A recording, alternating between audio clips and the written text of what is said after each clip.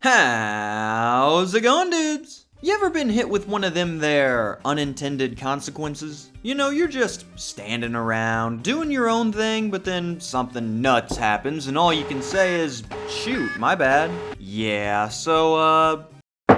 shoot, my bad. One-upmanship 3.0. One-upmanship version 3. Three-upmanship, if you will. See, a little while back, I did a video on what was allegedly the worst board game ever made and its surprise update, and said that it was pretty fun. They fixed some major issues, it's got a good loop, we even still play it from time to time. Well, apparently that was enough to convince a sizable group that, well, I can't feasibly not have this. And the same day that video went up, they completely sold out of the remaining copies of 2.0. Adding a little, yeah, it's definitely this guy's fault to the website and stating that 3.0 is now on its way. And after multiple agonizing delays, it's here! Coming in with some fresh new changes that are meant to make the game even better than before. So what we're going to do here is take a look at the newest version of the stock market shuffle and see what's gotten better, what's gotten worse, and whether this game is bitter enough to truly be worthy of carrying the name One-Upmanship. To catch up those who didn't do the required reading on the One-Upmanship lore, I'll do a quick background run through in, let's say, 30 seconds. 3, 2, 1, run it. One-Upmanship is the 2013 game that sees players buy and sell stocks in an ever-changing market alongside other events like buying properties, trophies, and doing physical challenges. The game was received extremely poorly due to several factors, the most egregious of which being the bitter pills, physical pills that came with no nutritional information and made the game impossible to win. Around 2023, the game would be shadow updated into One-Upmanship 2.0, adding better component quality, fixing the bitter pill mess, and overall making the game pretty solid. I buy the game in 2024 expecting a travesty only to get 2.0, which me and my friends enjoy. I make video, I cause sequel, here we are. If you couldn't follow that, I've made this helpful chart for our visual learners out there. Yes, it is written in broken French because I thought it could use that extra pizzazz. Now that everyone is caught up, we can properly dive into the new version to see what it brings to the literal table, and whether all of the improvements really are just that, or if they've managed to break what didn't need fixing. So the angle we're taking here is looking at each part of version 3 and comparing it to its 2.0 counterpart, getting overly enthusiastic over the most minor of changes because I'm a giant dork. Starting off, this box is freaking sturdy! The original box has a lot going for it. It's pretty striking, it's got a great faux leather texture, all around pretty solid. This box has some meat to it though. It's thick, it's glossy, you could chuck this sucker against a door and it won't care at all. Another thing, on the inside of the original box, there is a quick rules panel to help get you going, made from what appears to be construction paper that's just been super glued on there. Effective, yes. It just looks like garbage. The new version has instead had this printed directly onto the inside of the box, which looks way closer to that buy out a studio just to shut it down feel we are going for. They've reorganized the words to make it easier to get started, but overall the contents are pretty similar. There is one new addition at the bottom though, as hey look, it's me! Why my thoughts on 2.0 are in the box for 3.0? Not too sure, but I still appreciate the gesture. Overall, way better. This box is shrimp cocktail, sure, but this box is shrimp cocktail with that St. Elmo's cocktail sauce. It's not even a contest. But enough about the box. Who cares about the box? It's just a box. I know what y'all are really here for. That's right, baby. We're talking about the box inserts. Yeah! What is a box insert? It's those things in the box that hold all the components and stuff when you're not playing the game. They're mainly a good quality of life feature that makes it easier to get into a game quickly rather than having to sort through everything anytime you want to play. Target! One-Upmanship is pretty much the gold standard when it comes to inserts, as not only do they keep everything sorted, but you can just take the inserts right out of the box and use them during the game as the banks. Makes for a really fast and easy setup. That's why it was a real shame when I discovered that the inserts for 3.0, they're just worse. Now, they still serve their main purpose well. They divide all the money in stock cards so that they make the banker's job easier. But there's been two major changes to the design that I think are just not good. First, the trophies can no longer stand straight up in the box. They have to be stacked in a certain way to get them all in there, which makes putting them in and getting them out much less convenient. And if I can't even stand my trophies upright anymore, then I really see no reason to keep going. Second, this effing square right here is where the properties are supposed to go, but it has no lip and the cards fit perfectly. So getting them out the first time is a massive chore unless you flip the entire thing upside down. A redesign of the inserts was always going to be tough because 2s were pretty much perfect, but this square is the first thing in here that I'd just describe as a bad play. But if the worst thing that we come across today is one square and an otherwise solid insert, then we're trending pretty good. Let's keep moving down the track by looking at the most important part of a board game, the gosh dang board. Slightly smaller, glossy for the vibes, and darker colors are the minor edits we've got, but there are also two big design changes. One good and one bad. We'll start with the good because I love me some good joy. The spaces are now each separated with big black bars.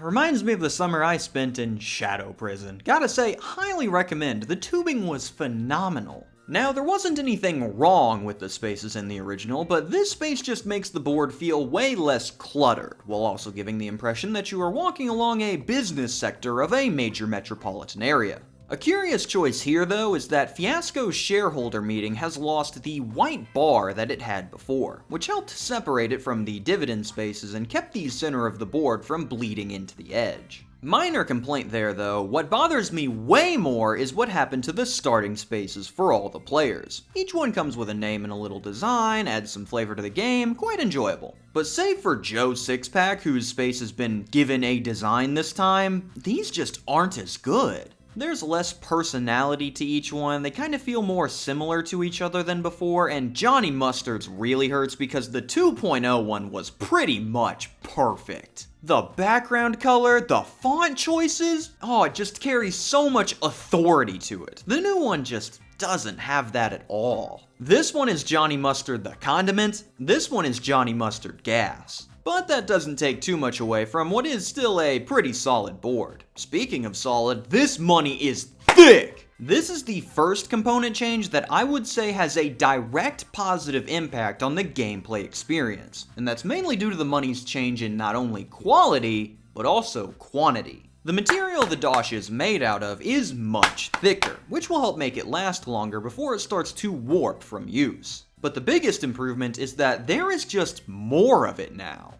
What can I say? More money, less problems. Anyone that's played Banker in this game knows that you eventually are going to need to make change because you've just run out of a certain type of bill. The 100s being the biggest culprit, likely needing to be done multiple times per game. But since 3-upmanship added more 100s and a few more other bills though, I didn't need to make change at all in the last run-through, which really helps keep the pace of the game strong since you don't need to pause multiple times. Speaking of helping out the gameplay, let's go now to the single biggest improvement that 3-upmanship has over 2.0, the stock cards. Now, I don't want to overhype this too much, so I'll try to keep my praise moderate. This might be the greatest thing to happen to anything ever. The text is no longer the same across all of the cards, there are more of each stock available so longer games can happen properly, and 3, and most importantly, the stock gaps are gone. In the last version, if 2 people were going for the same stock, there was a pretty good chance that you would run out of cards indicating how many shares you owned before you reached 500. Meaning that you would need to stop and write down the amount of shares that you had somewhere else so that you could keep track. This was not only a pace killer, but it also screwed up the vibe you are going for as you have all of these sleek stock cards in front of you, giving that business feel. And then a random number scribbled on a napkin somewhere. It was my biggest pain point with the game. What's the point of even owning stock if you can't have your ownership cards on you to flaunt to the nearest homeless man? It takes all the fun out of it. But with the value fixing, this is a situation that is likely never going to happen again unless you bioengineer some 6-player game where the only one a person can buy is Fiasco. And happening once in a blue moon is way better than every other round. We did it, guys! The cards function as intended! Hooray! I do like the changes to the logos a lot, especially with how Fiasco's is upside down, but I do have one question here. Is this how you get your sick kicks? What, it's just an ordinary stock card? Oh my goodness!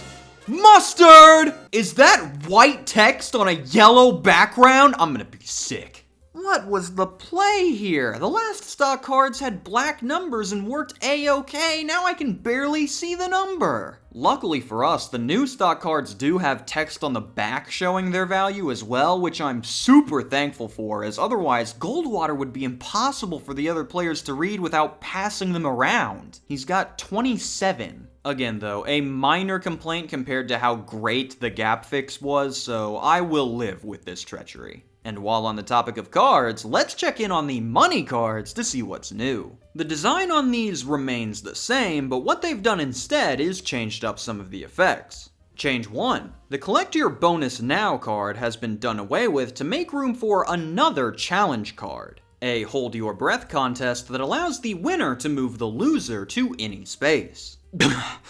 Alright, you got me. Where am I going?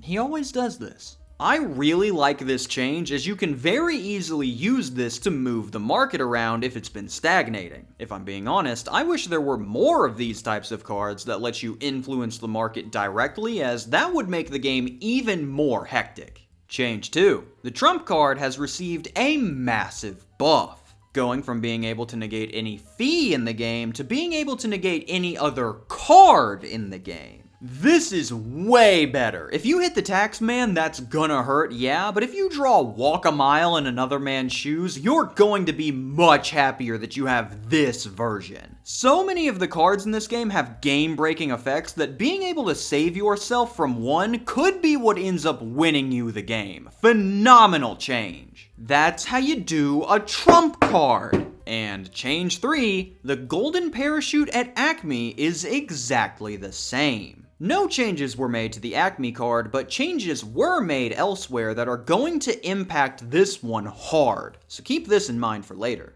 All of the other money cards remain the same, so let's see what changes were made to the last kind of card, the properties. The front of each property remains mostly the same, with a few nice aesthetic changes here or there, but the backs have been completely overhauled with a brand new design and the mortgage value, which is a nice touch.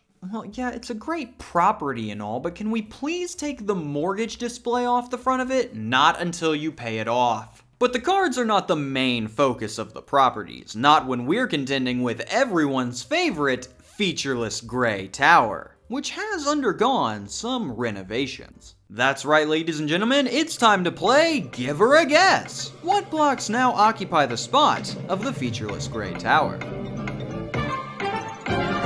Got your answer? Well, for those of you who guessed effing clear, congratulations! You could have given me 9 guesses, and that would not have been one of them. While not as funny as the featureless gray blocks, the clear blocks are definitely better, giving a glassy look that you would expect from a modern skyscraper. Granted, they aren't as imposing as the giant gray monolith, but once someone loses $1,500 from hitting it, I think they'll come to fear you all the same. The rulebook hasn't seen too many changes to the mechanics, but it does have some beneficial changes to the aesthetics. The book itself is made from better material, the jokes are made from better material, and the lubrication line has been replaced by a boost to keep the fun going. No more lube! Let's go! I do enjoy this change to the do or die in Vegas descriptions. Gambling. That says, if you decide to not bet anything or anyone and pass your turn, please see the last line of the next paragraph. Don't!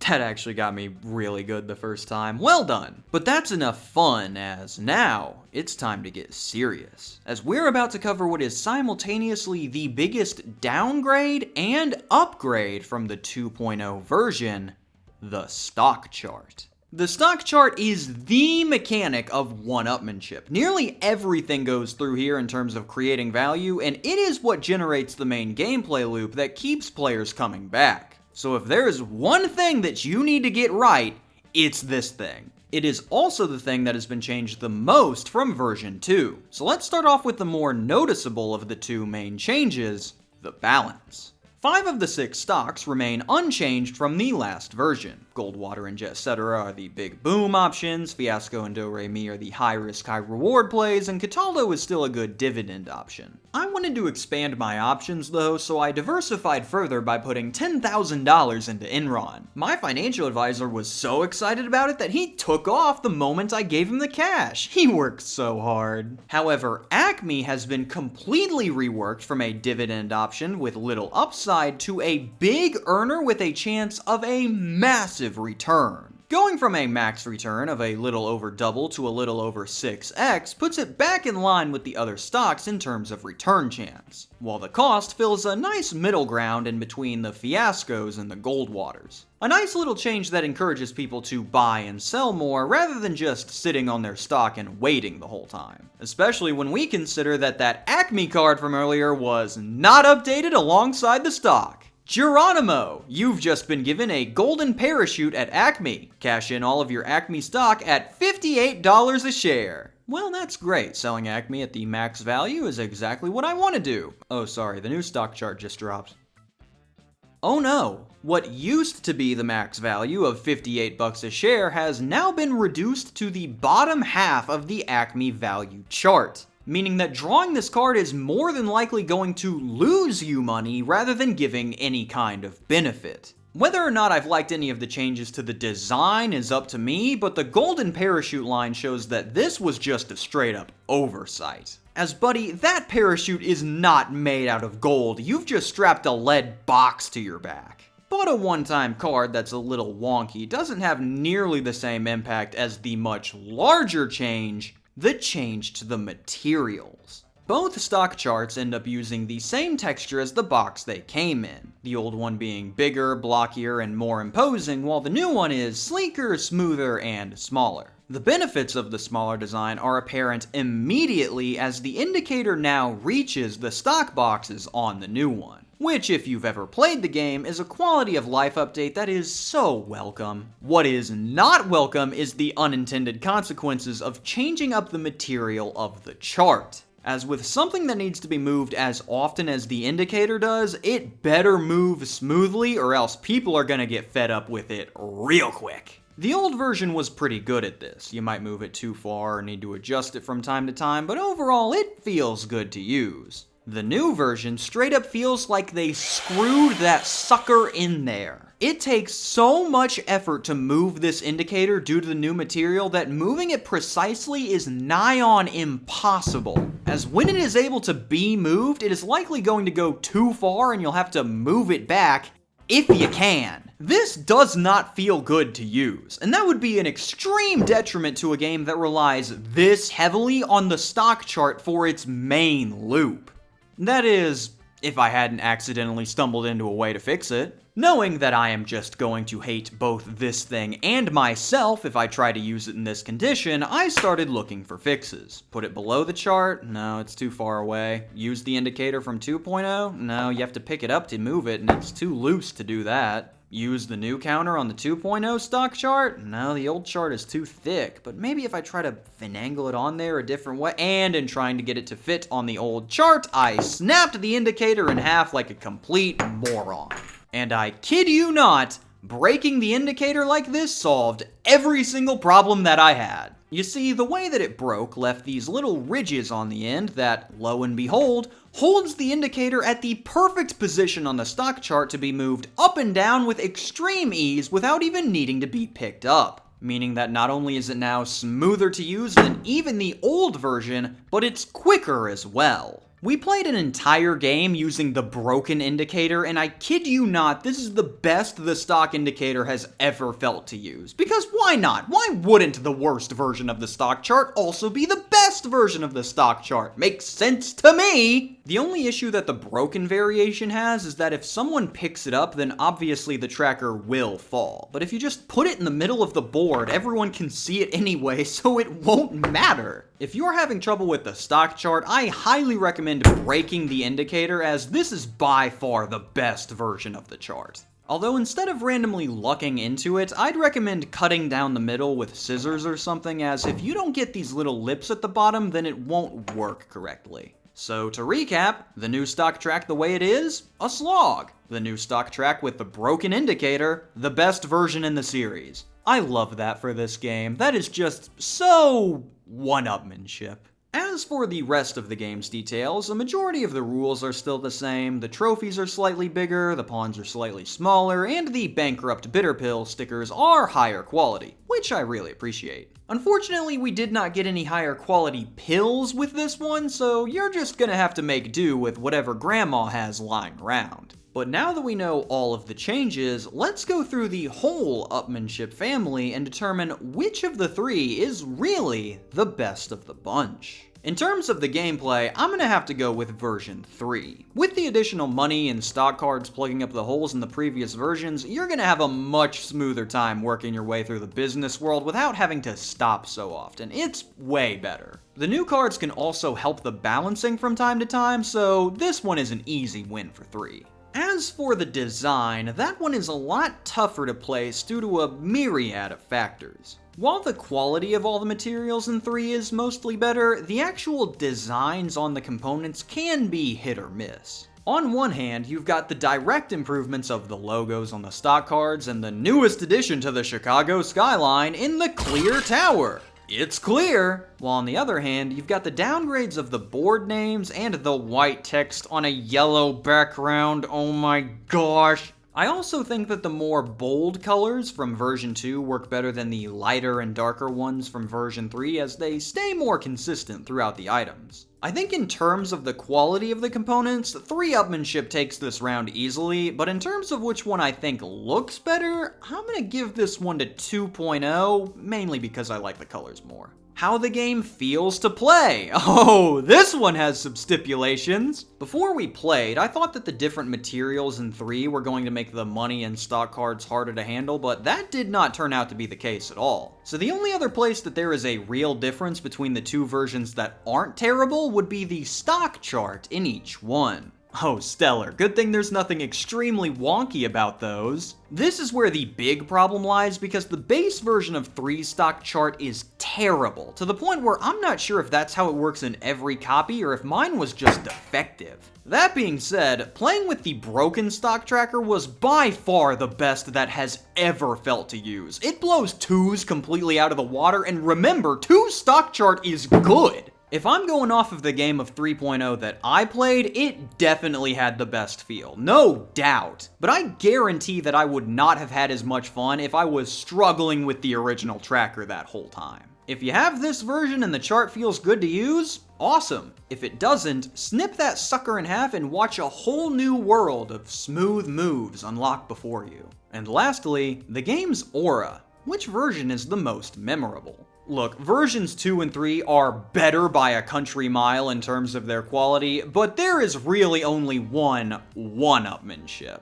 The story behind the game, the absolute travesty of the rules, the original bitter pills, that game is straight up legendary in terms of what it has left behind. That's the kind of game that confidently walks up to an expert in their field, calls them a fool, gives a wrong explanation of the topic, and struts away with a smile on their face. Say whatever you want, but you are going to remember that performance for a long time. And so, with the arbitrary scores tallied and my thoughts gathered, I can now confidently say that the best version of one-upmanship would have to be version 3. Congratulations, you did it! In terms of the way the game looks, yeah, I think 2.0 has a certain charm to it that I like more than 3, but the main thing that you do in a game is not look at it, it's play it. And with the many hole fixes that 3-upmanship has, I think that overall it is the best version to play. Mind you, it is not a perfect rendition of what the game could be. There are some parts that I'm not a fan of, and that money card is just egregious, but it's not bad by any means. I'd say that it's an overall improvement of 2.0, and that's probably the game I've played the most this last year if we're talking about games that use a board. So if you're looking for that hot 1-upmanship action and you couldn't get your hands on 2.0 before those all got schlurped up, then this will get you your fix just fine. I did check recently, and they are up for grabs on the website, so I'll link that below if you're interested.